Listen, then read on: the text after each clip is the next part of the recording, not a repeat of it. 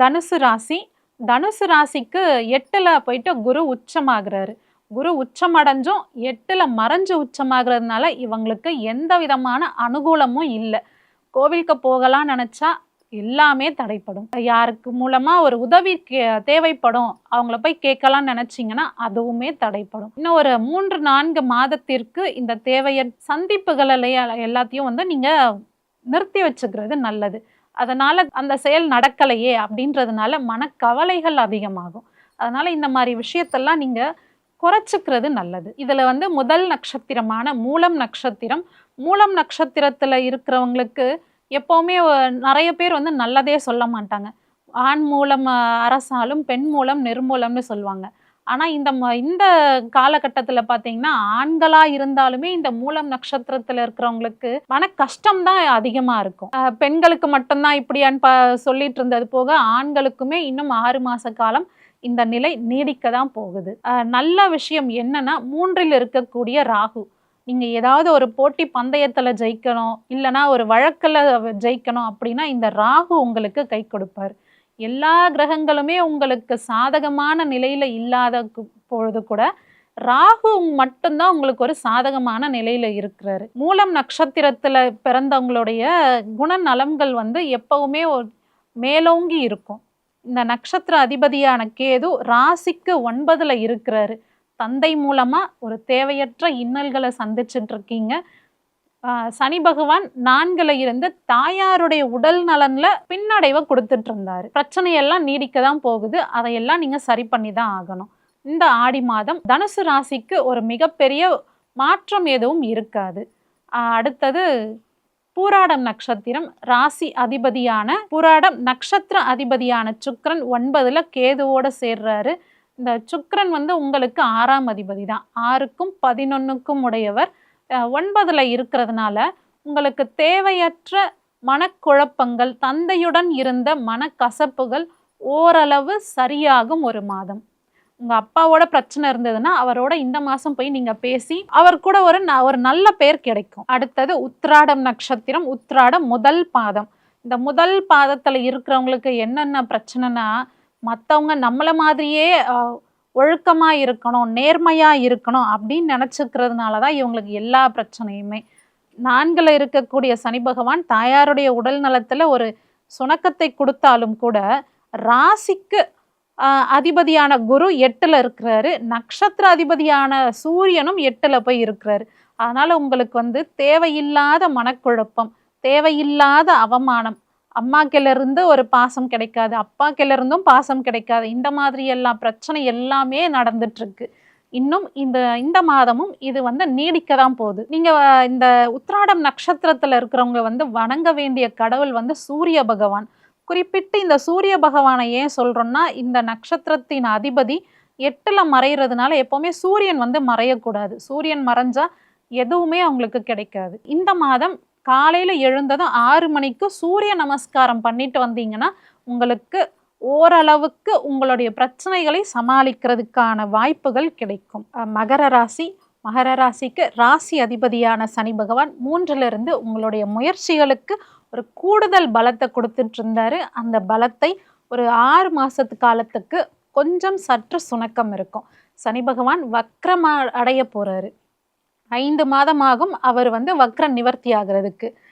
இருந்தாலும் ஒரு பெரிய அளவுல உங்களுடைய முயற்சிக்கு தடை போடாம குரு பகவான் உங்களை ராசியை பார்க்குறாரு. ராசியை பார்க்கறதுனால உங்களுடைய முயற்சிகளுக்கு ஓரளவு பிரச்சனை இல்லாத அளவுக்கு சுமூகமாக முடியும். திருமணம் காலத்தை தள்ளிட்டே போயிட்டு இருந்த மகர ராசி அன்பர்களுக்கு திருமணம் வாய்ப்பு கூடி வந்துட்டே இருக்கு. இந்த மாதம் அதற்கான கூடுதல் பலம் அதிகமாயிட்டு இருக்கு. ஏன்னா சூரிய பகவான் உங்களுடைய ராசிக்கு அஷ்டமாதிபதியான சூரிய பகவானும் 7ல வராரு. அதனால கூடுதல் தடையையும் இந்த சூரியன் கொடுக்க போறாரு. 2ல இருந்த ராகு பேச்சுல வந்து உங்களுக்கு ஒரு நிதானம் இல்லாத பேச்சா இருந்தது. அது எல்லாமே இந்த மாதம் குறையும். ஏன்னா ராசி அதிபதி 2ஆம் வீட்டிற்கான அதிபதி சனி பகவான் வக்ரம் அடைகிறதுனால தேவையில்லாத பேச்சுகளை கொஞ்சம் குறைக்க இருக்கிறாரு. 4ஆம் அதிபதி செவ்வாய் 5ல இருந்து 6க்கு போக இருக்கிறாரு. அப்ப தாயார் மூலமா கிடைக்க இருந்த நற்செய்திகள், நற்பலன்கள் எல்லாமே உங்களுக்கு வந்து குறைய இருக்கு. உங்க ராசிக்கு ரொம்ப நல்லது செய்யக்கூடிய புதன் பகவான், 9ஆம் அதிபதியான புதன் பகவான் 6ல இருந்து அவருமே உங்களுக்கு ஒரு நல்ல விடிவு காலத்தை கொடுக்காம இருந்தாரு போன மாசம். இப்ப இந்த மாதம் புதன் அஸ்தங்கத்துல இருந்து உதயமாகி வக்ர நிவர்த்தியும் அடைய போறாரு.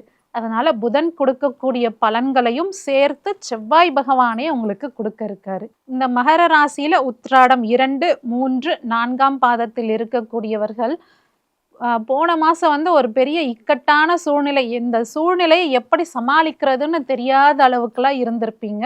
அது எல்லாமே ஓரளவுக்கு சரியாகக்கூடிய மாதமாக இந்த ஆடி மாசம் இருக்கு.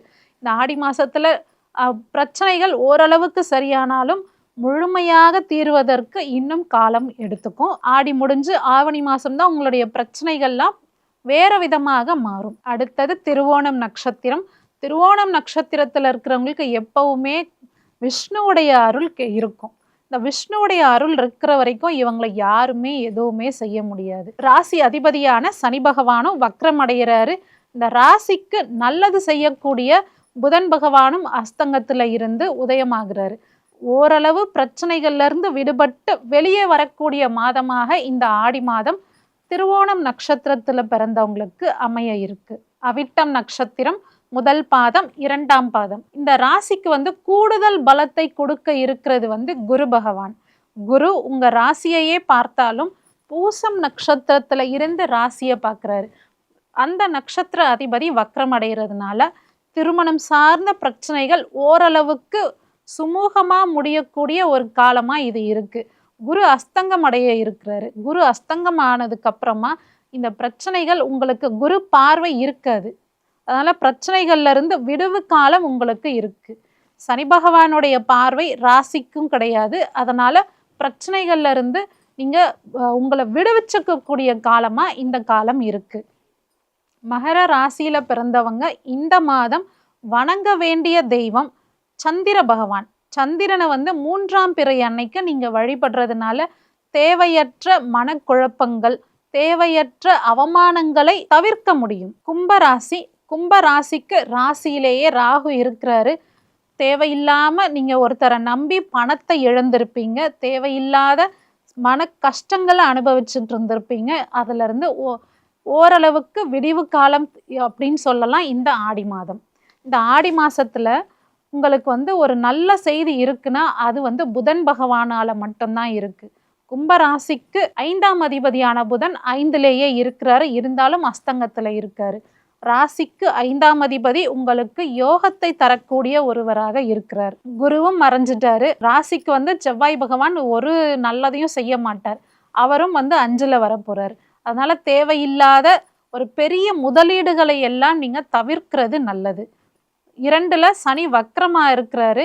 கண் சார்ந்த பிரச்சனைகள் வரும். கண்ணில் வந்து ஆப்ரேஷன் பண்றவங்க, கண்ணில் குறைபாடு இருக்கிறவங்க எல்லாருக்குமே இந்த மாதம் அதை நிவர்த்தி சரி பண்ணக்கூடிய ஒரு மாதமா இந்த ஆடி மாசம் இருக்கும். உங்களுடைய வருமானத்தை மட்டும் ஓரளவு நீங்க சேமிச்சு வைக்கக்கூடிய அளவுக்கு நீங்க திட்டமிட்டு செலவு செய்யணும். குரு பகவான் 6ல மறைஞ்சாலும் மருத்துவ செலவுக்கான உங்களுடைய வருமானம் இருக்க போகுது. அதனால நீங்க சேமிப்பு, இன்சூரன்ஸ் எல்லாம் இருந்தா இந்த காலகட்டத்துல அதை கரைக்கும் மாதமாக இந்த ஆடி மாசம் இருக்கு. கும்பராசி அவிட்டம் நட்சத்திரம் 3ஆம் பாதம் 4ஆம் பாதத்துல இருக்கவங்க இந்த மாசம் ஓரளவுக்கு பிரச்சனையை அதிகமா சந்திக்க போறது இல்லை. ராகுவினுடைய நட்சத்திரமான சதயம் 1, 2, 3, 4ஆம் பாதத்துல இருக்கிறவங்களுக்கு ஒரு பெரிய பிரச்சனை என்னன்னா, நம்ம இந்த வேலையை செஞ்சா முடிப்போமா முடிக்க மாட்டோமா அப்படிங்கிற மாதிரியான மனநிலையில இருந்திருப்பீங்க.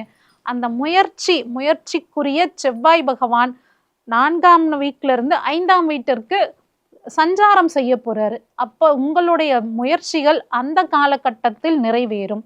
அதை வந்து நீங்க எப்படி செய்யணும்னா, இன்னொருத்தருடைய உதவியால தான் நீங்க செய்ய முடியும். உங்களுடைய முயற்சி சுய முயற்சியா இல்லாம உங்களோட உடன் பிறந்தவர்கள், நண்பர்கள் மூலமா உங்களுக்கு ஒரு உதவி கிடைக்கும். அதன் மூலமா உங்களுடைய காரியத்தை நீங்க சாதிக்க போறீங்க. கும்பராசி பூரட்டாதி நட்சத்திரம், பூரட்டாதி 1, 2, 3ஆம் பாதம். இவங்களுக்கு வந்து ஏற்கனவே நல்ல நேரம் ஆரம்பமாயிருச்சு. ராசி அதிபதியான சனி பகவான் 2ல வக்ரமா இருந்தாலும், குரு 6ல இருந்தாலும் இந்த பூரட்டாதி நட்சத்திரத்துல இருக்கிறவங்களுக்கு இன்னும் அந்த பெரிய அளவுல கஷ்டம் ஆரம்பிக்கல. இந்த மாதமும் அது அப்படியே தான் நீடிக்க போகுது. புதிய வாய்ப்புகள் உங்களுக்கு வர இருக்கு. வேலைக்கு பார்த்துட்டு இருக்கீங்க, வேலையை தேடிட்டு இருக்கீங்க அப்படின்னா புதிய வேலை கிடைக்கும். அந்த புதிய வேலையில முதல்ல எடுத்ததுமே உங்களுக்கான புகழுமே கிடைக்கும். இந்த மாதம்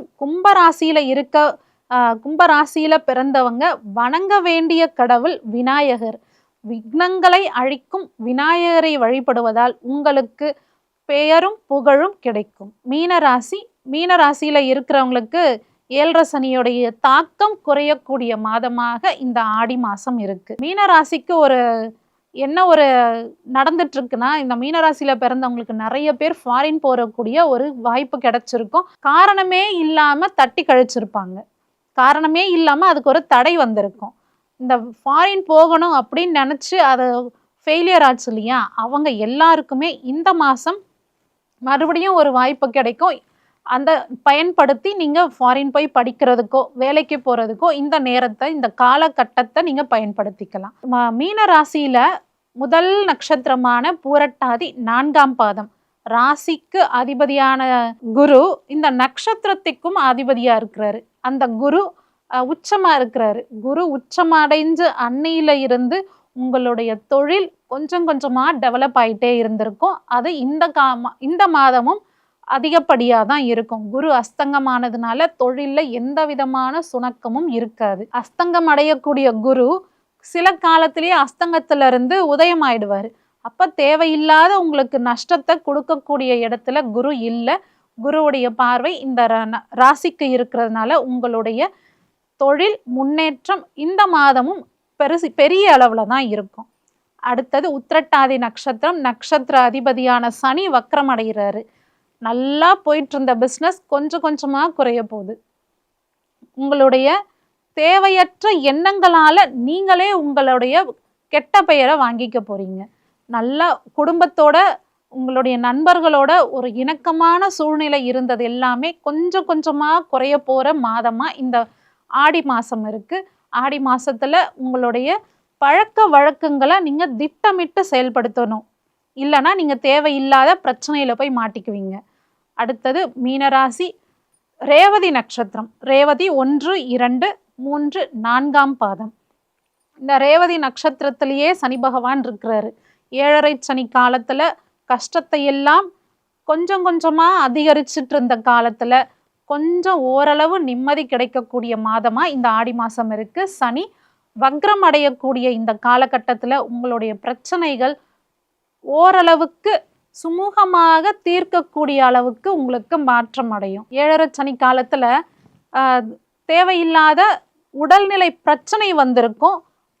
மன கஷ்டத்தை கொடுக்கக்கூடிய அளவுக்கு நீங்க இருந்திருப்பீங்க. மற்றவங்களுக்கு உபத்திரவமா நீங்க இருந்திருப்பீங்க. அது எல்லாமே கொஞ்சம் கொஞ்சமா இந்த மாசம் குறையும். இது எல்லாமே நிவர்த்தி ஆகணும்னா நீங்கள் வழிபட வேண்டியது விநாயகர் வழிபாடு. விநாயகரை வழிபடும் பொழுது உங்களுடைய மன நிம்மதி கிடைக்கும். விநாயகருக்கு அருகம்புல் சாற்றுறதுனால இந்த 7.5 சனி காலத்துல இருக்கக்கூடிய பிரச்சனைகள்ல இருந்து உங்களுக்கு ஒரு விடிவு காலம் கிடைக்கும். நன்றி.